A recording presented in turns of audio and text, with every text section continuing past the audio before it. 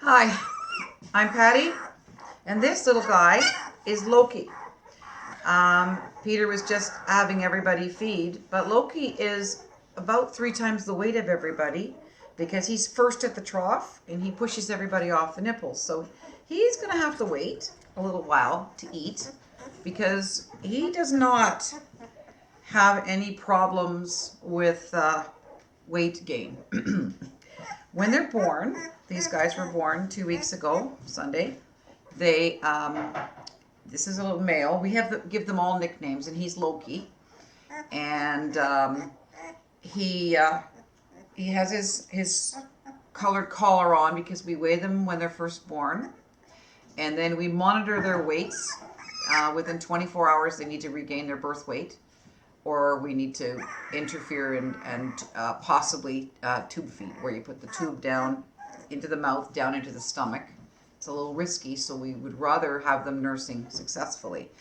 When they're born, they have no, they can't hear, they can't see. The ears are closed up. They can't see. Now, normally 10 to 14 days, their eyes are open.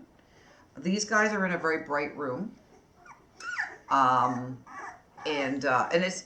so they will take a little longer.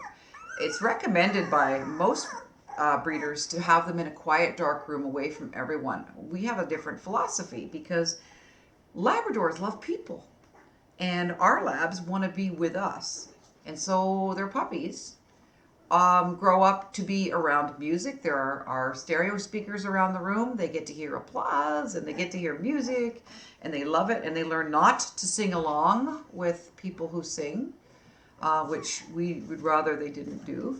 But these little guys, um, this little guy in particular, is probably going to be more dominant than the others, but it's too soon to tell.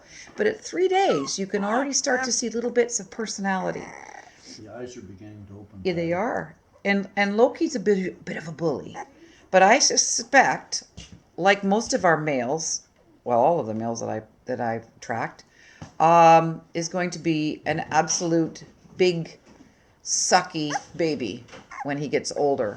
We've always noticed when we do the microchipping, it's the boys who squawk. The girls are pretty stoical.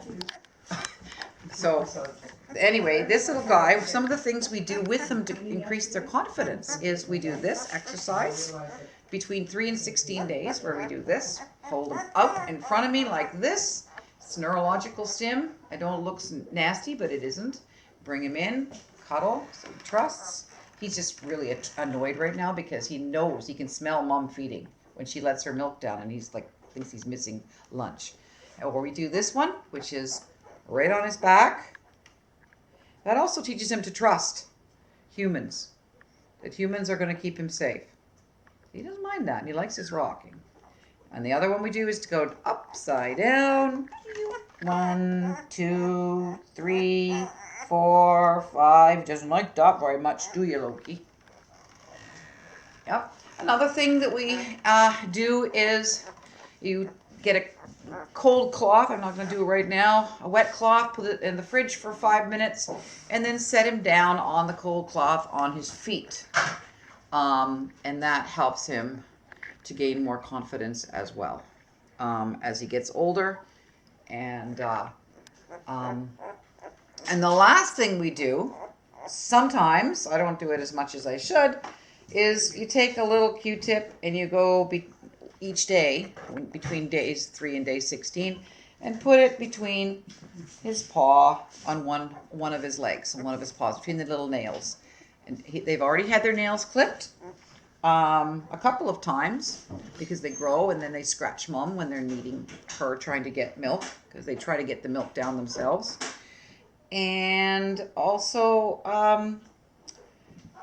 these guys are going to be dewormed 3 times, because sometimes we've not had that issue, but there can be, with a mom who runs around outside like ours do, they can end up eating something and getting worms in their breast milk, or the puppies might be born with worms in utero. And so all good breeders make sure they deworm their puppies at each 2 weeks, 4 weeks, and 6 weeks. so that when they go home, they are parasite free. Is that right, buddy? Yes.